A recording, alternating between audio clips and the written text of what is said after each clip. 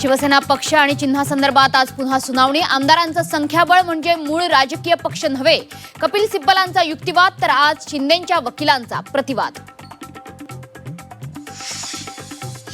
पंतप्रधानांपाठोपाठ जेनझीला साथ घालण्यासाठी सरसंघचालक मैदानात. आज मोहन भागवत मुंबईत तरुणांशी संवाद साधणार. 15 ते 19 वयोगटातील 2000हून अधिक विद्यार्थी सहभागी होणार. कॉक्रोच जनता पार्टीच्या संभाजीनगरमधील बैठकीचा आजचा दुसरा दिवस. पत्रकार परिषद घेऊन पुढील वाटचालीबाबत माहिती देणार. तर राजकीय पक्ष स्थापन केला असता तर आंदोलन यशस्वी झालं नसतं, अभिजित दिपकेंचं वक्तव्य.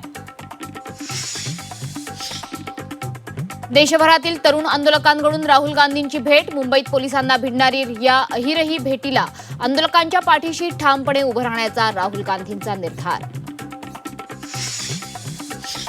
निवासी डॉक्टरांचा संप सुरूच. होमिओपॅथी डॉक्टरांचा MSc नोंदणीला विरोध. ओपीडी बंद असल्यानं रुग्णांचे मोठे हाल. मनसे अध्यक्ष राज ठाकरे 2 दिवसीय नाशिक दौऱ्यावर. स्थानिक नेते पदाधिकारी कार्यकर्त्यांच्या बैठका घेणार. शहरातील खड्ड्यांबाबत काय भूमिका घेणार याकडे लक्ष. मुंबई म्हाडाच्या 2640 घरांची सोडत आज जाहीर होणार. रंगशारदा सभागृहात दुपारी 12 वाजता होणाऱ्या सोडतीकडे नजरा. 75,000 कोण ठरणार नशीबवान याची उत्सुकता.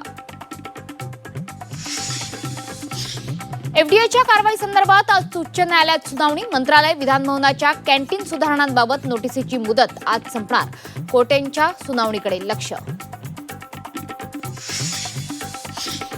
कुणबी नोंदणीवरून मिळालेली प्रमाणपत्र रद्द. मराठवाड्यातील 4ही लोकप्रतिनिधी आज जरांगेंना भेटणार. तर मराठ्यांचा छळ सुरू, जरांगेंचा आरोप.